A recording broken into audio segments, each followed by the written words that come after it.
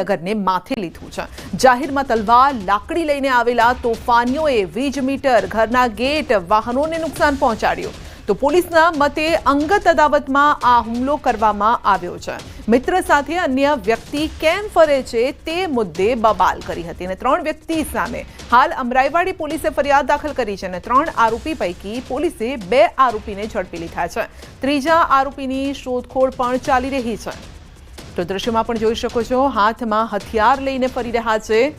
સોસાયટીને તેઓએ બાનમાં લીધી, તલવાર, લાકડી, દંડા હાથમાં લઈને આવ્યા અને તોડફોડ મચાવી હતી। અપશબ્દો પણ બોલ્યા, તલવારના ઘા ઝીંક્યા। પોલીસના મતે આ મામલો અંગત અદાવતનો છે, પરંતુ તેના કારણે અન્ય લોકો પણ પરેશાન થયા હતા। તો અમદાવાદમાં તોફાની તત્વોનો આતંક આપ જોઈ શકો છો, મીટરને તોડી પાડ્યું। તો સવાલ એ છે કે શાંતિના દુશ્મનો કોણ છે? જો અંગત અદાવત હતી તો એ વ્યક્તિ સાથે વાતચીત કરીને મામલો થાળે પાડી શક્યા હોત, પરંતુ સોસાયટીને બાનમાં કેમ લીધી? તો અમરાઈવાડીની આ ઘટના છે। સોસાયટીમાં ડરનો માહોલ પણ છે, કારણ કે ફક્ત એ વ્યક્તિ અથવા તો એના ઘર સુધી જ નહીં, અન્ય લોકોને પણ તેઓ નુકસાન પહોંચાડી શકે છે। તો તોફાની તત્વો સામે પગલાં ક્યારે લેવામાં આવશે? સોસાયટીને બાનમાં લેનાર આ વ્યક્તિને ઓળખો। અસામાજિક તત્વો આતંક મચાવી રહ્યા છે, હાથમાં લાકડી, દંડા, તલવાર લઈને ફરી રહ્યા છે। જે ફરિયાદીની પૂછપરછ કરતા જે ફરિયાદી છે એ આરોપીનો કોઈ દુશ્મન છે એની જોડે ફરતા હતા, તેનું મન દુઃખ રાખીને લોકોએ ગઈકાલે એમના ઘર ઉપર હુમલો કરેલો હતો। જે બાબતે એમની વિરુદ્ધમાં ગુનો દાખલ કરવામાં આવેલો છે અને એમાંથી જે 2 આરોપી છે, ગૌતમ જાદવ અને દર્શન શ્રીમાળી, જે બંને પણ ત્યાં જ વઢિયારીનગરમાં જે ફરિયાદી રહે છે એના ઘર પાસે જ રહે છે, એ બંનેને અરેસ્ટ કરવામાં આવેલા છે અને ત્રીજા આરોપીની શોધખોળ ચાલુ છે। તો અંગે વધુ અપડેટ મેળવીશું। સંવાદદાતા ગૌતમ આપણી સાથે જોડાઈ ગયા છે। જે ગૌતમ, અસામાજિક તત્વોનો આતંક કોણ છે, આ શાંતિના દુશ્મન, અને મામલો શું છે?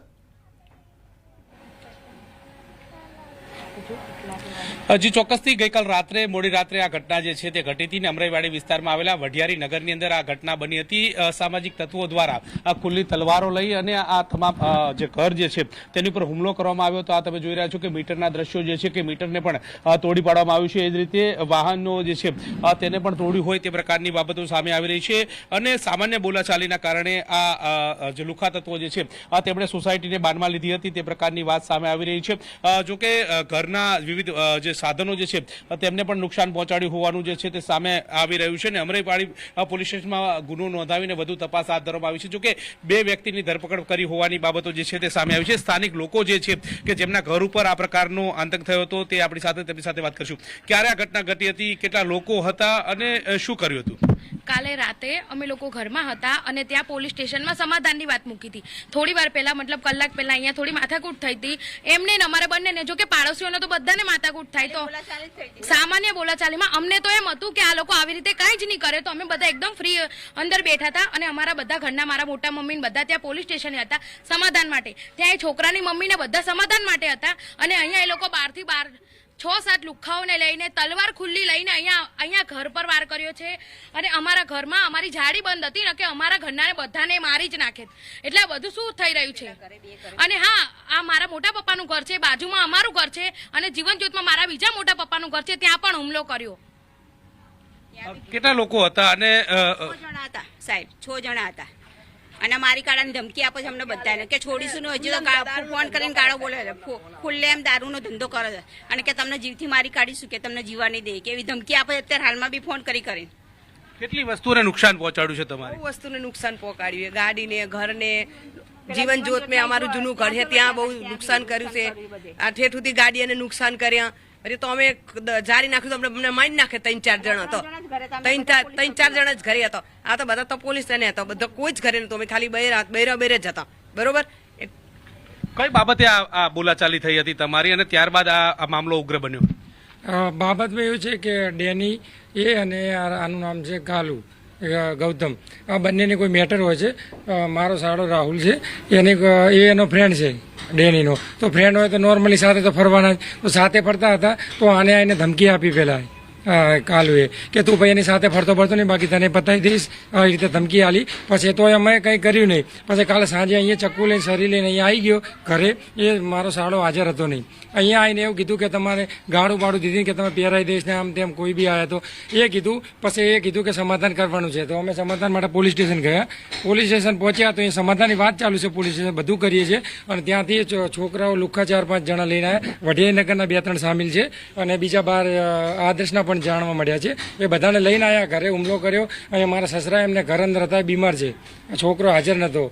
બાકી અંદર જાડીમાં સરિયું મારી, તલવારું મારી, આ બધું કર્યું છે. અને આ નુકસાન આ પ્રકારે જે અસામાજિક તત્વો જે છે તેમનો આતંક જે છે તે જોવા મળતો હોય છે અને તે રીતે અત્યારે હાલ જોઈ રહ્યા છો કે અનેક જે મકાનો અહીંયા આવેલા છે તેમને પણ તલવાર વડે ઘા માર્યા છે. અનેક જે સાધનો જે છે એ બહાર પડ્યા હતા તેને પણ નિશાને બનાવ્યા છે. જોકે તેમાંથી 2 લોકોની ધરપકડ કરવામાં આવી છે અને વધુ લોકોની ધરપકડ માટે પોલીસ જે છે તે પણ સતર્ક બની છે. જી આપનો આભાર.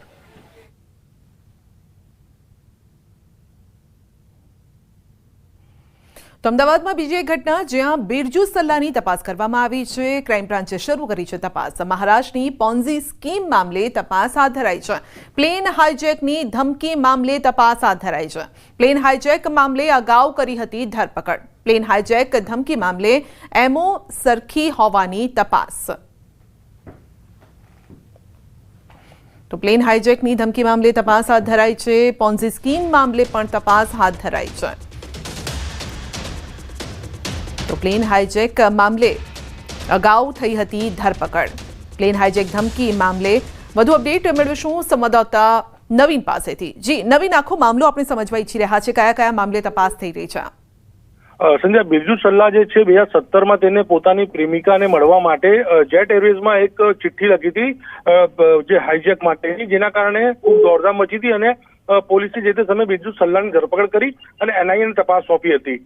તે મામલામાં તે હાઈકોર્ટથી નિર્દોષ છૂટી ગયો હતો, પરંતુ આ પ્રકારની જે મોડસ ઓપરેન્ડી એની પાસે હતી એ જ પ્રકારની એક એફઆઈઆર એરપોર્ટ પોલીસ સ્ટેશનમાં દાખલ થયેલી છે, જેમાં ધમકીભર્યા પત્ર મળ્યા છે.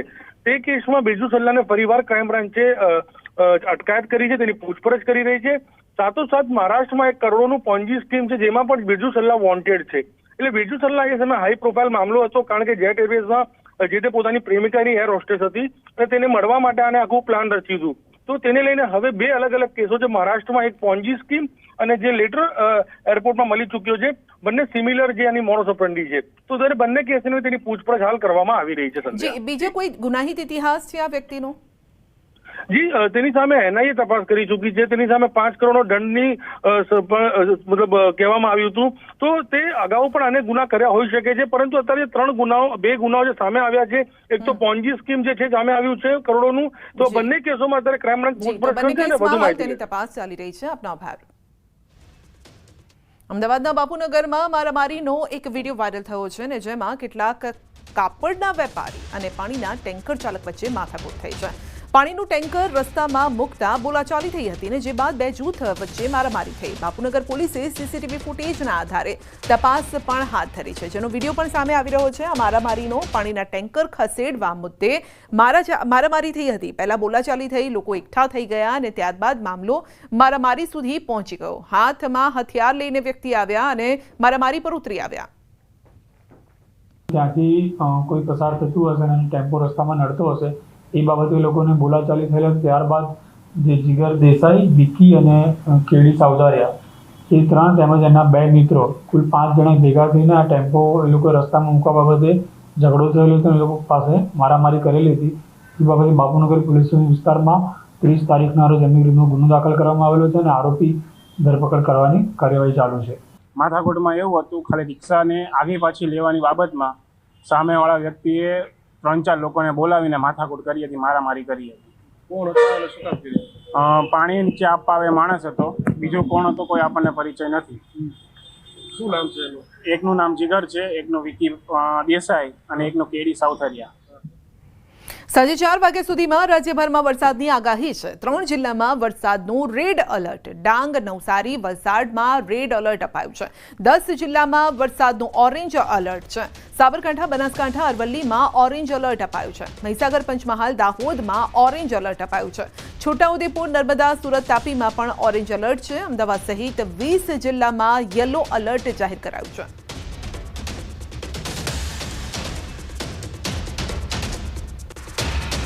ગુજરાતમાં આજથી ભારેથી અતિભારે વરસાદનો રાઉન્ડ શરૂ થઈ રહ્યો છે. વરસાદ અંગે હવામાન વિભાગની પણ આગાહી. આજથી 7 દિવસ ભારેથી અતિભારે વરસાદની આગાહી છે. આજે 10 જિલ્લામાં ઓરેન્જ એલર્ટ છે અને ભારેથી અતિભારે વરસાદ થઈ શકે છે. આજે બનાસકાંઠા, સાબરકાંઠા, ગાંધીનગર, અરવલ્લી, મહીસાગર, દાહોદ, તાપી, ડાંગ, નવસારી, વલસાડ ઉપરાંત દમણ, દાદરા નગર હવેલીમાં પણ ભારેથી અતિભારે વરસાદ થઈ શકે છે. તો 13 જિલ્લામાં આજે ઓરેન્જ એલર્ટ છે અને અમદાવાદ સહિત 13 જિલ્લામાં, જેમાં અમરેલી, ભાવનગર, પાટણ, મહેસાણા, ખેડા, આણંદ, પંચમહાલ, વડોદરા, છોટાઉદેપુર, ભરૂચ, નર્મદા, સુરતમાં ભારે વરસાદની આગાહી છે. અમદાવાદના કેટલાક ભાગોમાં પણ વરસાદ થઈ શકે છે. 7 દિવસ માછીમારોને દરિયો ન ખેડવા તાકીદ કરાઈ છે. आने वाला अगले 7 दिन तक दोनों क्षेत्रों में, गुजरात क्षेत्र और जो हमारा सौराष्ट्र कच्छ रीजन है, इसमें वाइड स्प्रेड बारिश का पूर्वानुमान है और लाइट टू मॉडरेट कैटेगरी में, और हेवी रेनफॉल का भी वार्निंग दिया गया है, दोनों क्षेत्रों में है. सौराष्ट्र कच्छ के लिए अगले 7 दिन हेवी रेनफॉल का वार्निंग आइसोलेटेड प्लेसेस में दिया गया है, और जो गुजरात रीजन में अगले 2 दिन मतलब 2 तारीख और 3 तारीख के लिए heavy to very heavy isolated places में, और जो 4 तारीख के हेवी रेनफॉल का वार्निंग आइसोलेटेड प्लेसेस में दिया गया है. और जो डे 4 से लेकर डे 7 तक इसमें वेरी हेवी का फिर वार्निंग आइसोलेटेड प्लेसेस में गुजरात रीजन के लिए दिया गया है 5 तारीख से लेकर 8 जुलाई तक. રાજકોટ જેતપુર નેશનલ હાઈવેની ધીમી કામગીરીને લઈને કોંગ્રેસ આગેવાનો મેદાને છે. તો કોંગ્રેસના અગ્રણીઓએ નેશનલ હાઈવે ઓથોરિટી ઓફિસ પહોંચીને વિરોધ પ્રદર્શન કર્યું. ટ્રાફિક જામ, અયોગ્ય ડાયવર્ઝન અને વારંવાર એમ્બ્યુલન્સ ફસાવાની સમસ્યાને લઈને નારાજગી વ્યક્ત કરી છે. નેશનલ હાઈવેના પ્રોજેક્ટ ડાયરેક્ટરના પુતળાનું દહન કરીને વિરોધ નોંધાવ્યો. વિરોધ બાદ પ્રોજેક્ટ ડાયરેક્ટર હરમિંદર સિંઘે આવીને માફી માંગીને કહ્યું કે સૌરાષ્ટ્રવાસીઓની અમે માફી માંગીએ છીએ. અમારી પાસે વધુ જગ્યા ન હોવાના કારણે મોટું ડાયવર્ઝન કરી શકીએ તેમ નથી. રાજકોટ જેતપુર વચ્ચે 67 કિલોમીટરનું કામ હજુ 1.5 વર્ષ બાદ પૂર્ણ થશે. જે જેતપુર હાઈવે 6 લાઇન છે એના માટે રસ્તા સારા ન હોય અને રસ્તા સારા ન થાય ત્યાં સુધી ટોલ ન ઉઘરાવે જ અમારી માંગણી છે. જે નેશનલ હાઈવે બધાય છે એટલા ખરાબ માલક છે ને ખોટા સ્ટોલ જ ઉઘરાવે છે. આજે તમે જુઓ નેશનલ હાઈવે જેતપુર વાળો એવો છે, અત્યારે જે નવો ભારત માળા બનાવ્યો છે એ થરાદથી તમે આગળ જાઓ તો એટલો ખરાબ છે ને ટોલ નાકા 2 ફાર્મ ઉઘરાવવામાં આવે છે. અત્યારે અમે જેતપુર હાઈવે માટે આવેલા છે. અમદાવાદ અને વડોદરાની શાળાઓમાં સામાજિક તત્વોના હોબાળાના સુરતમાં ઘેરા પ્રત્યાઘાત જોવા મળ્યા. સ્વનિર્ભર શાળા સંચાલક મંડળ દ્વારા કલેક્ટરને રજૂઆત કરવામાં આવી. શિક્ષણના ધામમાં સામાજિક તત્વો વિરુદ્ધ કડક કાર્યવાહી કરવા માટે માંગ કરાઈ છે. શાળાના કર્મચારી અને શિક્ષકો પર થયેલા હિચકારા હુમલાને નિંદનીય ગણાવીને બાળકો, શિક્ષકો અને કર્મચારીઓની સુરક્ષાને લઈને સવાલ ઉઠાવ્યા છે. રાજ્ય સરકારને ઉદ્દેશી જિલ્લા કલેક્ટરને આવેદનપત્ર પણ પાઠવવામાં આવ્યું. વડોદરા અને અમદાવાદ ખાતે શાળામાં સામાજિક તત્વો દ્વારા શિક્ષકો અને આચાર્ય પર હુમલાના પ્રત્યાઘાતો ગુજરાતમાં પડ્યા છે. સુરત સ્વનિર્ભર શાળા સંચાલકો પહોંચ્યા છે સુરત કલેક્ટર પાસે પોતાનો વિરોધ નોંધાવવા માટે, પોતાની અરજી આપવા માટે. આપણી સાથે ઘણા બધા સંચાલકો, આપણે વાત કરીએ. આપનું નામ શું કહેશો? નવનીત પટેલ, સ્વનિર્ભર શાળા સંચાલક મંડળ સુરત દ્વારા આજે કલેક્ટર કચેરી ખાતે આવેદન પત્ર આપવા માટે આવ્યા છીએ. છેલ્લે જે ઘટના અમદાવાદમાં બની, વડોદરામાં બની, આ બધી ઘટનાઓ શિક્ષકના માનસપટ ઉપર એક નકારાત્મક અસર પાડતી હોય છે. વિદ્યાર્થીઓને શીખવવા માટે વિદ્યાર્થીનું જેટલું મન શાંત હશે એટલું વધારે સારી રીતે એનામાં ગુણોનું સિંચન થઈ શકે. તો આવા પ્રકારની ઘટના ન બને માટે ડૉક્ટરો માટે જેવો કાયદો છે એવા જ પ્રકારનો કાયદો શિક્ષકો માટે લાવવામાં આવે. જે રીતે હુમલા શાળા ઉપર થઈ રહ્યા છે, શાળાઓમાં ભયનો જે માહોલ ઊભો થયો છે, તેની સામે અમને પ્રોટેક્શન જોઈએ છે અને તેના માટેનો કોઈ કાયદો અમલમાં આવે તેની અમારી લાગણી અને માગણી છે. જે રીતે હુમલા થઈ રહ્યા છે તેને લઈને હવે નવા કાયદાની માંગ સાથે આવેદનપત્ર સ્વનિર્ભર શાળા સંચાલકો દ્વારા આપવામાં આવ્યું છે. કેમેરામેન જીગર કુકર સાથે કીર્તેશ પટેલ, ન્યૂઝ 18 ગુજરાતી, સુરત. રાજકોટ આરએમસીના પૂર્વ ટીપીઓ મનસુખ સાગઠિયાની મુશ્કેલીમાં વધારો થયો છે. ઈડીએ મની લોન્ડરિંગ કેસમાં આરએમસી પાસે ગુનો દાખલ કરવાની મંજૂરી માંગી હતી, જેને મંજૂર કરવામાં આવી છે. સાગઠિયા વર્ગ 1ના અધિકારી હોવાથી તપાસ માટે સ્ટેન્ડિંગ કમિટીની મંજૂરી જરૂરી હતી અને આ મંજૂરી મળતા હવે જનરલ બોર્ડની મંજૂરી લેવાશે. જનરલ બોર્ડની મંજૂરી બાદ ઈડી કાર્યવાહી શરૂ કરશે. સુરત એરપોર્ટ ફરી વિવાદમાં આવ્યું છે. વિમાન ઉતરાણ માટે જોખમી ઇમારતોનો મામલો યથાવત જોવા મળી રહ્યો છે અને તેની વચ્ચે નવી વિગત સામે આવી છે. એરપોર્ટ નજીક બંધાતી ઊંચી ઇમારતની ક્રેન અને એન્ટી કોલિઝન લાઇટનો અભાવ જોવા મળ્યો, જેથી સામાજિક અગ્રણી સંજય ઇજાવા દ્વારા એરપોર્ટ ઓથોરિટી, કલેક્ટર અને મનપા કમિશનરને રજૂઆત કરાઈ. એરપોર્ટ નજીક અનેક ઊંચી ઇમારતો અને બાંધકામ કરાયું અને જેમાં નિયમોનું ધરાર ઉલ્લંઘન જોવા મળ્યું, જેથી એરપોર્ટ ઓથોરિટી ઓફ ઇન્ડિયા દ્વારા જારી કરાયેલ એનઓસી રદ કરવા માંગ કરાઈ છે અને તેમજ એરક્રાફ્ટ એક્ટ 1994 હેઠળ કાનૂની કાર્યવાહીની માંગ કરાઈ છે. અમદાવાદમાં પ્લેન ક્રેશની ઘટનાએ ગુજરાતને હચમચાવી નાખ્યું હતું. ત્યારે કહી શકાય કે સુરત એરપોર્ટને લઈને ઘણા બધા સવાલો ઊભા થઈ રહ્યા છે, કારણ કે સુરત એરપોર્ટને નડતરરૂપ બિલ્ડિંગો તો હતી, પણ હવે અમુક પ્રોજેક્ટો નડતરરૂપ છે, જેને લઈને સુરતના એક કાર્યકર્તા આગેવાન દ્વારા ફરિયાદો કરવામાં આવી છે. આપણી સાથે સંજયભાઈ ઇજાવા છે કે જેઓ ફરિયાદ કરી છે. આપણે સીધા એમની સાથે વાત કરીએ. સંજયભાઈ, સુરત એરપોર્ટને ઘણા બધા પ્રોજેક્ટો નડતરરૂપ છે, બિલ્ડિંગો તોડવા માટેના કેસ કોર્ટમાં ચાલે છે, નોટિસો આપવામાં આવી છે. હવે આ નવું શું આવ્યું?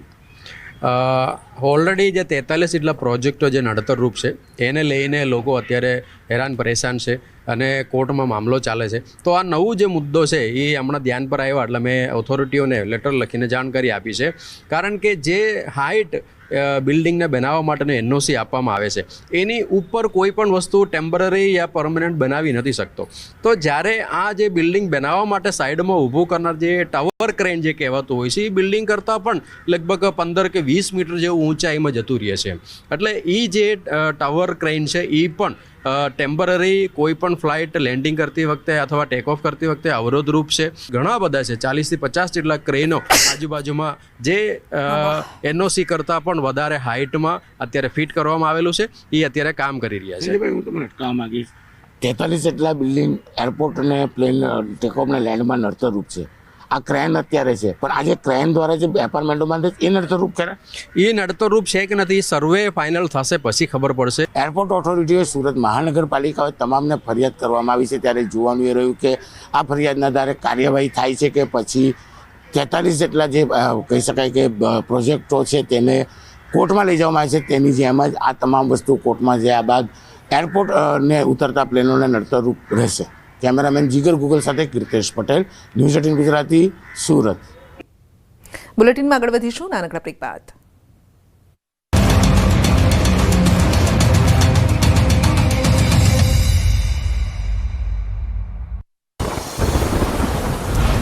ગુજરાત માટે આગામી 72 કલાક રહી શકે છે ભારે. મેઘરાજા ફરી પકડશે રફતાર. 7 દિવસ માછીમારોને દરિયો ન ખેડવા તાકીદ. જુલાઈ માસમાં સામાન્ય અથવા સામાન્ય કરતાં રહી શકે છે વધુ વરસાદ. બુધવારે 6 જિલ્લામાં થઈ શકે છે ભારેથી અતિભારે વરસાદ. વલસાડ, નવસારી, દાહોદ, મહીસાગર, અરવલ્લી, સાબરકાંઠામાં અતિભારે વરસાદની શક્યતા, જ્યારે 12 જિલ્લામાં ભારે વરસાદની આગાહી. ગુજરાત માટે આગામી 72 કલાક રહી શકે છે ભારે. આગાહીકાર અંબાલાલ પટેલનું મોટું અનુમાન. 72 કલાકમાં મોન્સૂન ધરી દક્ષિણાવર્ત થશે અને ઉત્તર મધ્ય પૂર્વના ભાગમાં થઈ શકે છે અતિ ભારે વરસાદ. 72 કલાક બાદ દક્ષિણ ગુજરાત, સૌરાષ્ટ્રમાં મેઘો થશે ઓળઘોળ. કચ્છના ભાગમાં ભારેથી અતિ ભારે વરસાદની અંબાલાલની આગાહી. ઘણા ભાગમાં 4 થી 6 ઇંચ સુધી થઈ શકે છે વરસાદ. નીચાણવાળા વિસ્તારોમાં લોકોને કાળજી રાખવા તાકીદ. ડાંગના સાપુતારાનું જીવાદોરી સમાન સર્પગંગા તળાવ થયું ઓવરફ્લો. જૂનમાં સારા વરસાદથી સિઝનમાં પ્રથમવાર તળાવ છલકાયું. ઓગસ્ટમાં ઓવરફ્લો થતું તળાવ જુલાઈની શરૂઆતમાં છલકાતા પીવાના પાણીની સમસ્યાનો આવ્યો અંત. દાહોદમાં મેઘમહેરના કારણે નદી નાળા અને ધોધ સક્રિય. કંજેટાના રતનમહાલ ધોધના મનમોહક દ્રશ્ય આવ્યા સામે.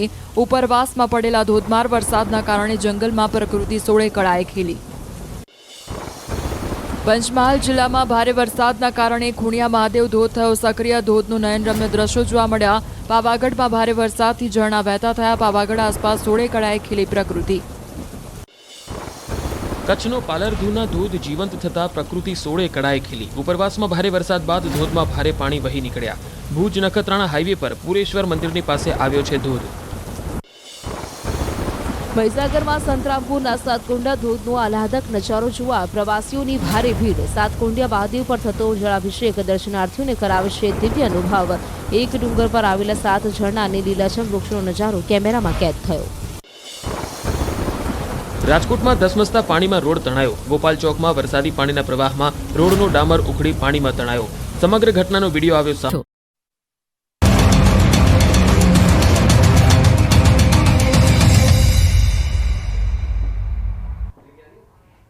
અમરેલીના ખાંભામાં સિંહે પશુનો કર્યો છે શિકાર. એક પછી એક 2 પશુના શિકાર કર્યા છે. પશુના શિકારની ઘટના સીસીટીવીમાં કેદ થઈ છે. પશુ પાછળ દોટ મૂકતો સિંહ સીસીટીવીમાં કેદ થયો છે. ખાંભાના બારમણ ગામમાં ઘૂસ્યો હતો સિંહ, જ્યાં તેણે પશુનું મારણ કર્યું. તો રહેણાંક વિસ્તારમાં આવી ચડ્યો દીપડો. ડાંગ જિલ્લાના મુખ્ય મથક આહવામાં દીપડાના આંટાફેરા ફરી જોવા મળ્યા છે.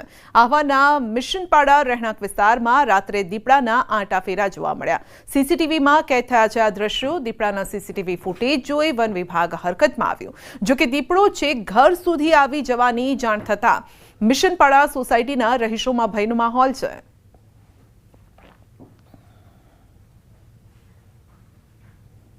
વડોદરાના ગામમાં દીપડાના આંટાફેરાથી ફફડાટ છે. રાયકા ગામમાં દીપડો ઘૂસ્યો, પશુનું મારણ કર્યું. ગામમાં દીપડો દેખા દેતા ગ્રામજનોમાં ફફડાટ છે. ગામના ચબુતરા પાસે દીપડાએ ગાયનું મારણ કર્યું હતું. ગ્રામજનોએ ખૂંખાર શિકારીને મોબાઈલના કેમેરામાં કેદ કર્યો. મહીસાગર નદીના કોતરમાંથી દીપડો ગામમાં પ્રવેશ્યો હોવાની ચર્ચા છે. જિલ્લા પંચાયત સદસ્ય દ્વારા વન વિભાગને જાણ કરાઈ હતી. વન વિભાગ દ્વારા દીપડાને પાંજરે પૂરવાના પ્રયાસ હાથ ધરાયા.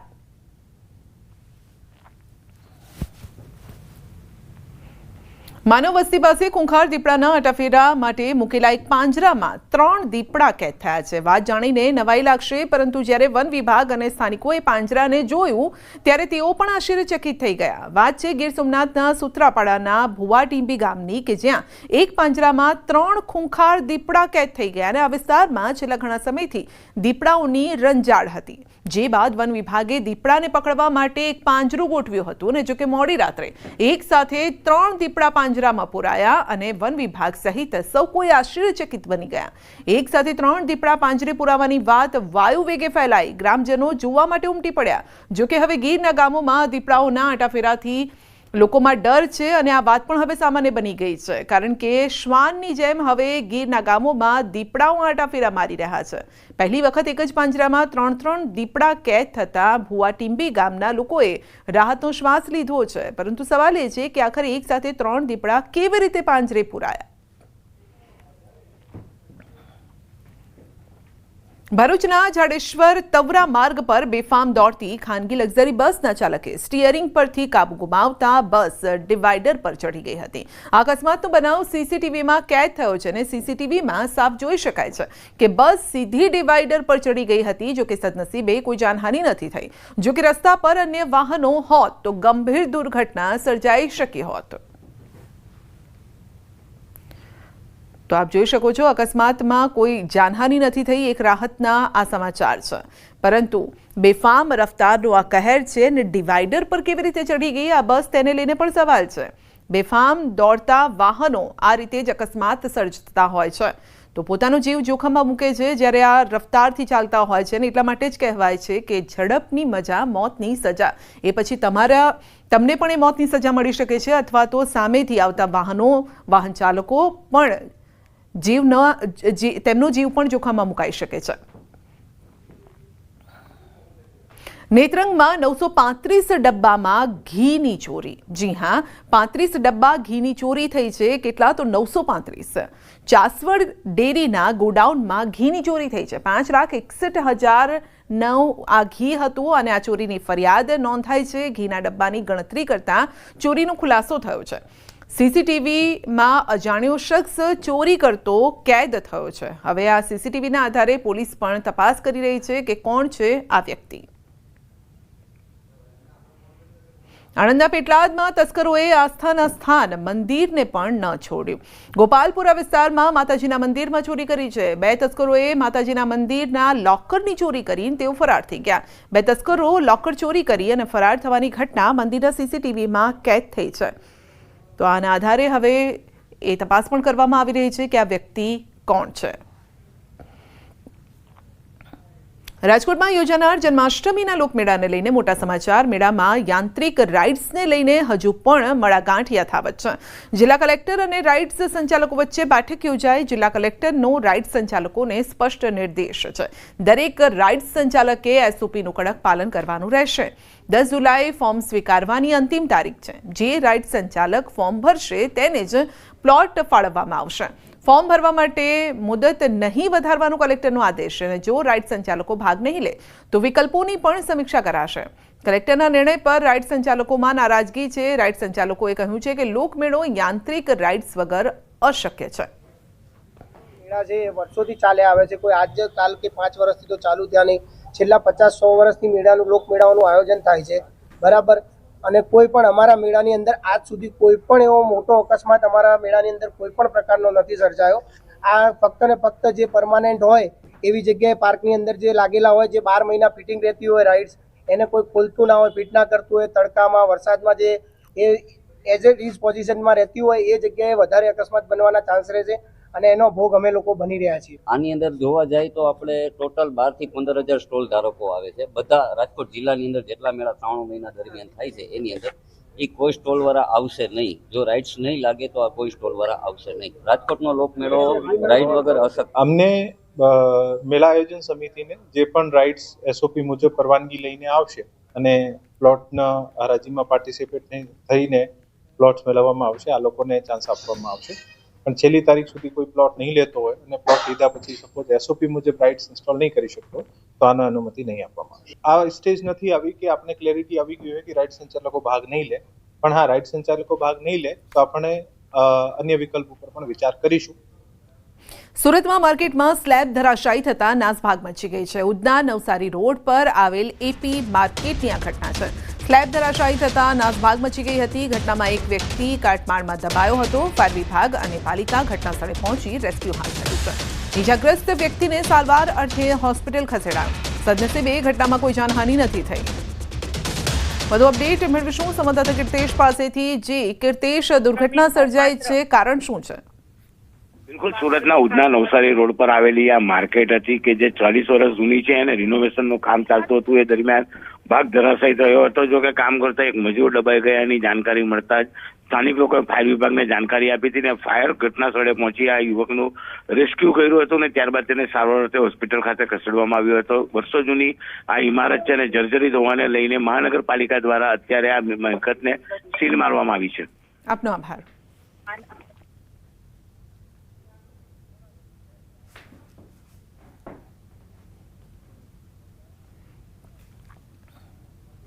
વધુ તાજા સમાચાર માટે અમારી વેબસાઇટ www.gujarati.news18.com ની મુલાકાત લો. અમારી ન્યૂઝ એપ્લિકેશન ડાઉનલોડ કરવા માટે બાજુમાં આપેલો QR કોડ સ્કેન કરો.